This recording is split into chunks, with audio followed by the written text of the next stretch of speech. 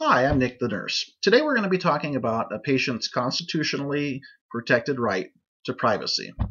Um, One of the things that we have to worry about in the mental health nursing field is protecting patient confidentiality. Nurses, by their very nature, myself included, like to talk a lot.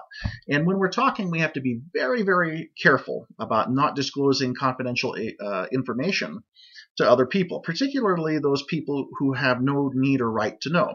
Let me give you an example. For example, let's say that I'm the nurse, and you have a patient of mine who has schizophrenia, and this patient was discharged several weeks ago, but I still work at the facility. And one afternoon, I get a phone call from a prospective employer of the said patient who has schizophrenia, and they ask, I heard through so-and-so that the patient has schizophrenia. Can you please tell me if he or she does or not? Because if they do, we're not going to hire them.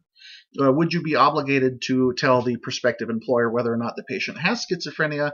And of course, as the good astute nursing student that you are, you would say that no, of course, the employer has absolutely no need to know this information. If they want to know anything about a patient's mental status or psychological status, they can actually ask the patient themselves.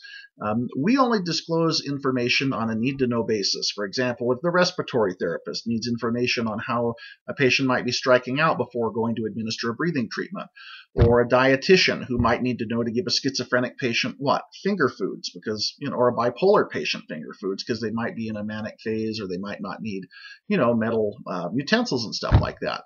So unless there's an actual need to know, we don't disclose this information to people who have no need to know it.